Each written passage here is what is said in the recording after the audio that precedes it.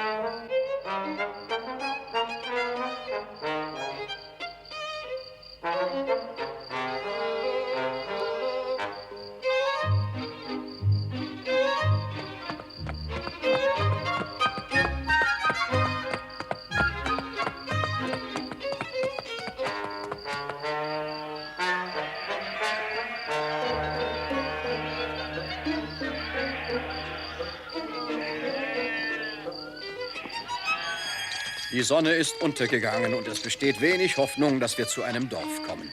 Aber ich sehe an einem Lagerfeuer Ziegenhirten sitzen. Dort könnten wir übernachten. Dann wollen wir machen, dass wir hinkommen. Sancho, mir wird es ein Vergnügen sein, unter dem Sternenhimmel zu schlafen. Denn solche Lagerstatt ist eines fahrenden Ritters würdig. Ich hätte ein Bett in einem Landgasthof vorgezogen oder in einem Bauernhof. Vorwärts, Esel. Vorwärts. Anscheinend kommt dort jemand. Wahrscheinlich werden es Reisende sein. Guten Abend und Friede sei mit euch. Guten Abend, ihr Herren. Friede sei mit euch, gnädiger Herr, und eurem Begleiter. Wir waren weit von jedem Dorf entfernt, als plötzlich die Nacht hereinbrach. Wenn ihr wollt, könnt ihr das bescheidene Mahl mit uns teilen.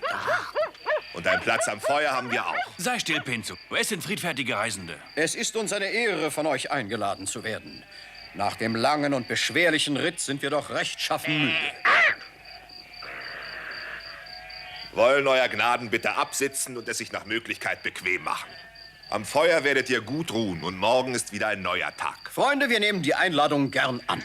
Setzt euch zu uns, euer Gnaden. Ein wärmendes Feuer ist das Beste, was wir euch in kalter Nacht bieten können. Da hörst du es, Sancho. Wie viel Gutes wir fahrenden Ritter von den Mitmenschen erfahren, wie wir von jedermann geschätzt und geehrt werden und überall zu Ansehen kommen.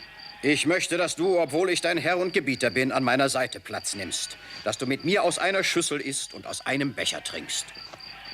Der fahrenden Ritterschaft ist es eigen, sich wie Gleiche zu Gleichen zu gesellen.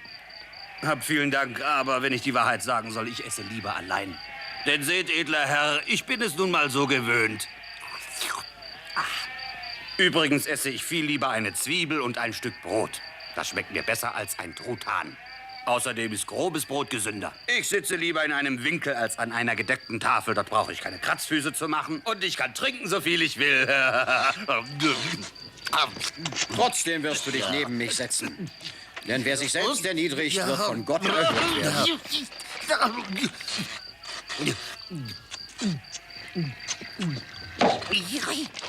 Du lieber Himmel, hat er einen Zug.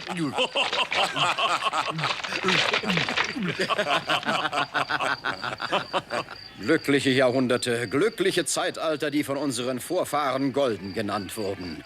Denn die Menschen der damaligen Zeit haben die Wörter mein und auch dein nicht gekannt. Von niemandem wurde verlangt, dass er Arbeit verrichtet. Jeder brauchte nur den Arm auszustrecken, um die reifen Früchte der Esskastanie zu pflücken, die freigebig zum Mahl einluden. Wenn jemanden dürstete, dann boten ihm kristallklare Quellen wohlschmeckendes Wasser an. In hohlen Bäumen errichteten kluge Bienen ihren Staat und boten uneigennützig jedem die köstliche Ernte ihrer süßen Arbeit. Gewaltige Korkeichen gaben ihre weichen, dicken Rinden her, mit denen man die ersten auf rohem Pfahlwerk ruhenden Hütten bedeckte. Alles war friedlich, freundschaftlich und einträchtig. Es gab weder Richter, noch gab es zu Richtende. Aber die Zeiten änderten sich. Mit der ständig wachsenden Schlechtigkeit in der Welt wurde der Orden der fahrenden Ritter gegründet. Bedrängte Jungfrauen zu verteidigen, Witwen zu schützen und Waisen und Notleidenden beizustehen. Auch ich gehöre zu diesem Orden. Ich danke euch für die Gastfreundschaft, die ihr Ziegenhirten so uneigennützig mir und meinem Schildknappen bietet. Damit euer Gnaden, der fahrende Ritter, mit noch mehr Recht sagen können, dass wir euch bereitwillig und gut aufgenommen haben, wollen wir euch die Freude machen, euch mit einem Hirtenlied zu ergötzen, wovon sich euer Gnaden gleich überzeugen werden. Der Herr Ritter werden mit dem größten Vergnügen feststellen, dass es auch in den Wäldern Menschen gibt, die etwas von Musik verstehen. Ambrose ist ein sehr guter Ziegenhirt, der überdies immer verliebt ist. Außerdem kann er lesen und schreiben und er versteht es, auf der Fiedel zu spielen. Ich hoffe, euer Gnaden Wohlgefallen zu finden.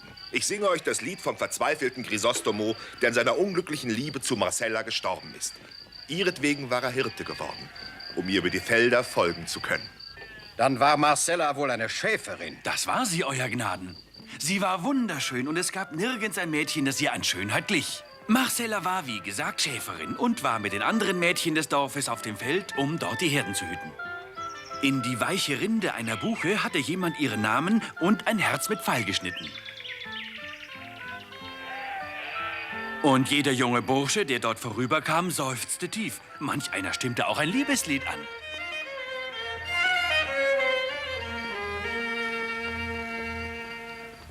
Canta triste el pecho mío, porque se aleja de mí el sol de tus ojos bellos, y hiéreme tu desdén.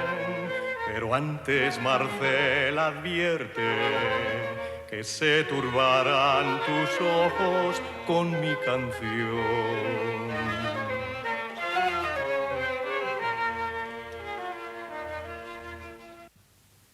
So endete das Lied des Ziegenhirten. Da es inzwischen Nacht geworden war, legten sich die Hirten an das Feuer zur Ruhe nieder. Sancho hingegen machte es sich zwischen Rosinante und seinem Esel bequem. Don Quixote verbrachte die Nacht in Gedanken an seine Dame Dulcinea. Er verglich sich mit Chrysostomo, dem unglücklichen Liebhaber der Marcella. Am nächsten Morgen verabschiedeten sich Don Quixote und Sancho von ihren Freunden, den Ziegenhirten, und machten sich wieder auf den Weg.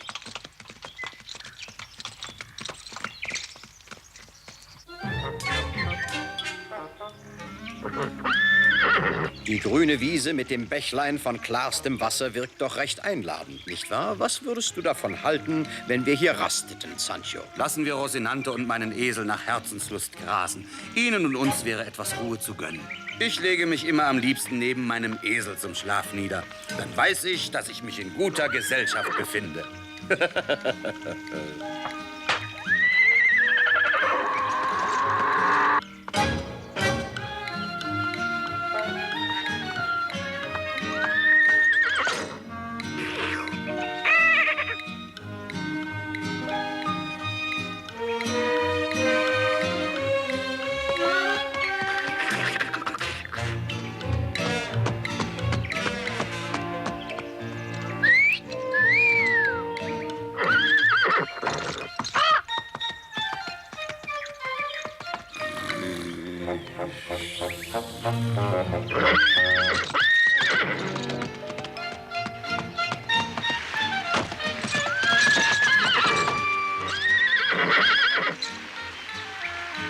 Ja, wo kommt denn plötzlich der Hengst her? Komm her, wenn dir die Stute so gefällt.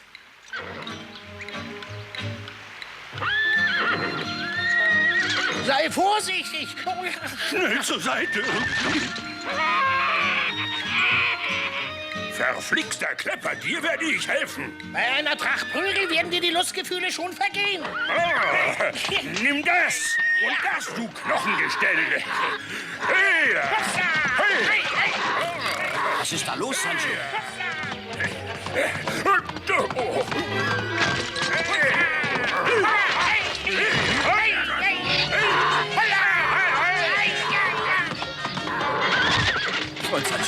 Soviel ich sehe, sind es keine Ritter, sondern gemeines Volk von niedriger Herkunft.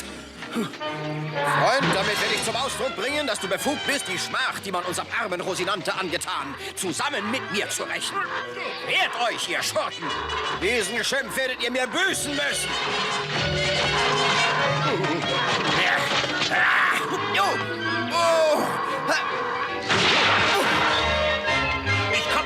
Ich komme! Wartet auf mich, Euer Gnaden! Ich komme! Ich komme! Keine Sorge, Herr, wir werden die Schlacht schon gewinnen. Im Namen meines Herrn Don Quixote. Dickwanst, dir werde ich helfen.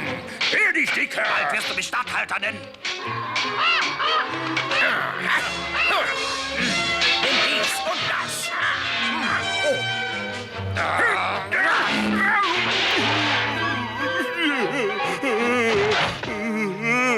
Dir werde ich es zeigen. Gib auf, du Schurke, oder ich werde dich die Spitze meines Schwertes kosten lassen.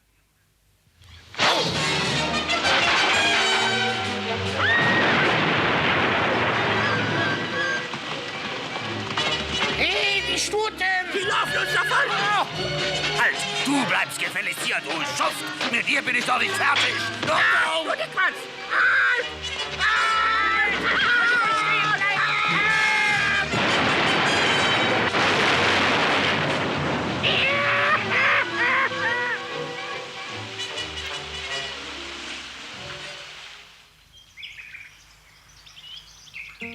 Oh, weh, Herr Don Quixote.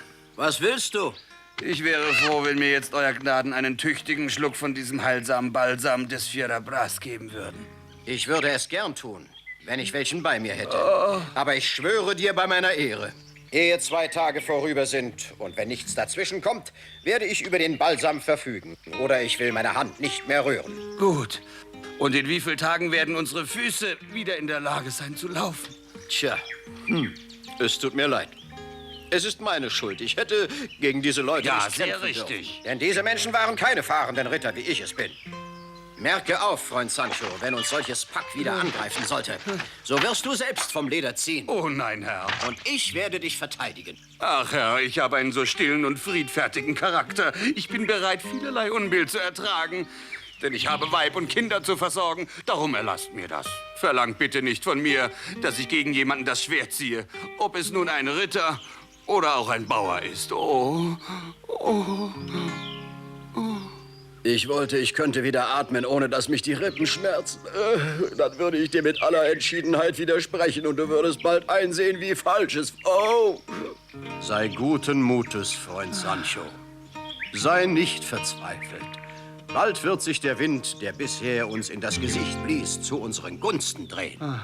Denk doch an die Insel, die ich dir versprochen habe. Was soll aus ihr werden? Wenn es dir an Mut fehlt, das Reich, über das du herrschen sollst, zu verteidigen. Euer Gnaden, verzeiht bitte. Im Augenblick würden mir ein paar Wundpflaster mehr nützen als wohlmeinende Reden. Versuchen wir doch, Rosinante wieder auf die Beine zu helfen. Obgleich er es nicht verdient, denn er ist schuld, dass wir Prügel bekommen haben. Hau! Komm, steh auf! Komm, steh auf! Steh auf! Komm, Steh auf!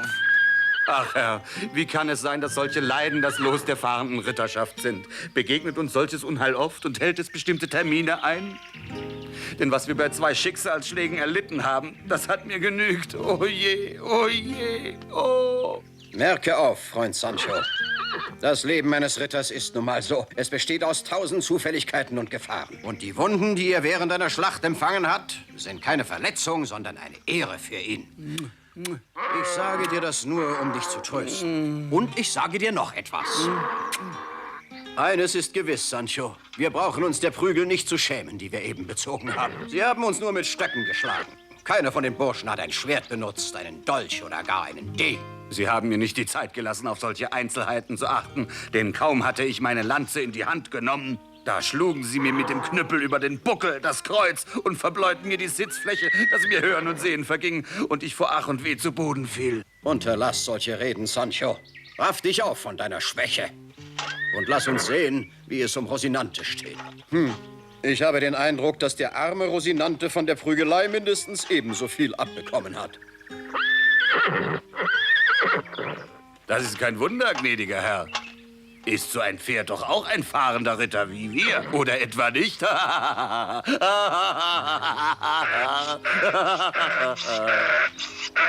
Umso mehr wundert es mich aber, dass mein alter Esel bei der Sache heil davon gekommen ist, während sie uns grün und blau geschlagen haben. Nein, Sancho, das ist kein Wunder. Das Glück lässt immer ein Hintertürchen offen, durch das man bei allem Ungemach schlüpfen kann. Hör zu, Freund. Dein Esel wird jetzt an die Stelle des armen Rosinante treten. Er wird mich und auch dich zu einem Kastell bringen, wo ich meine Wunden ausheilen kann. Komm, lass uns aufbrechen. Ich möchte nicht, dass die Nacht uns in dieser Einöde überrascht.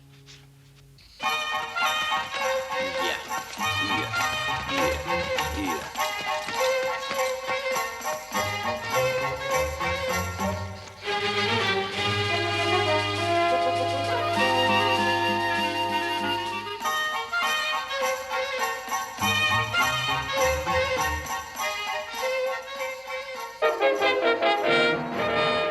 Das Glück scheint uns wieder einmal hold zu sein. Ich glaube, mich nicht zu täuschen. Es ist ein Kastell, das dort vor uns liegt.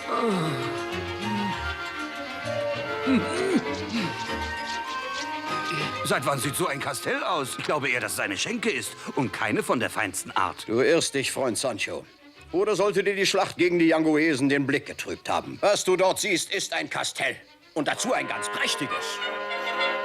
Ich habe doch nicht etwa den Verstand verloren. Es sieht wie eine Schenke aus und nicht wie der Wohnsitz eines Ritters.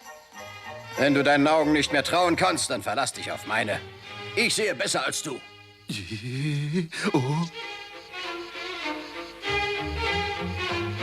Hm? Oh.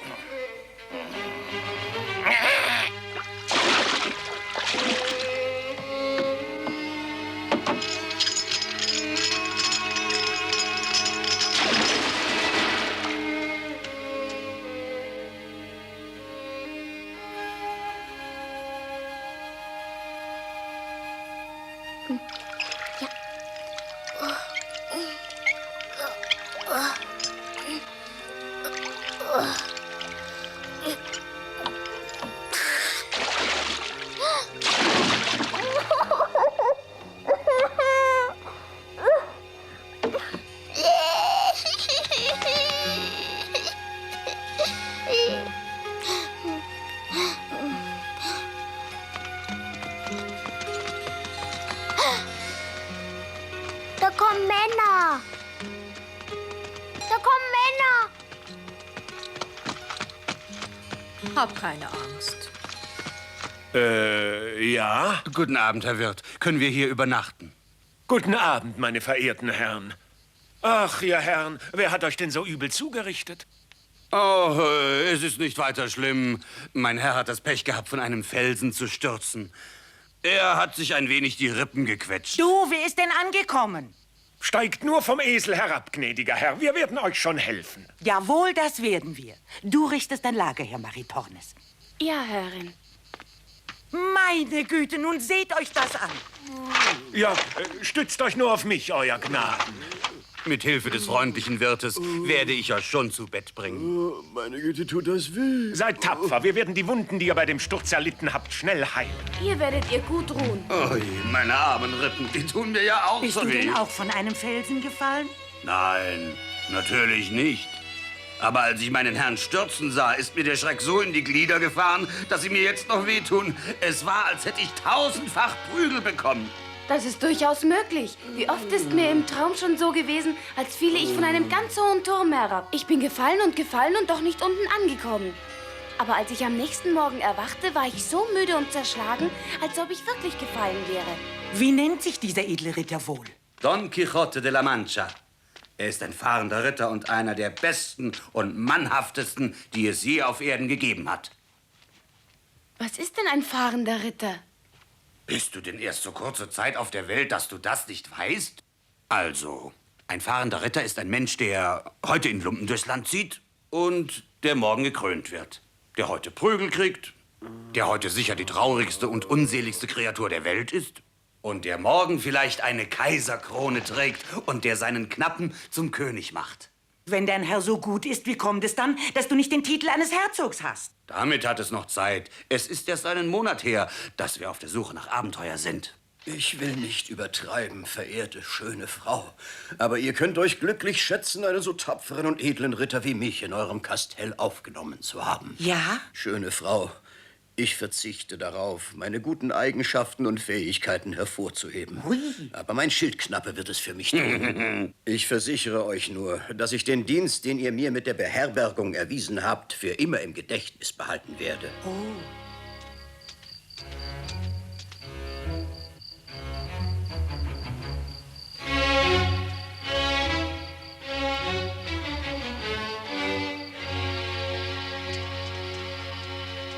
Ich glaube, der Herr ist endlich eingeschlafen. Ja, und sein Junker ist so zerschlagen, dass er die Lust verloren hat, noch etwas zu sagen.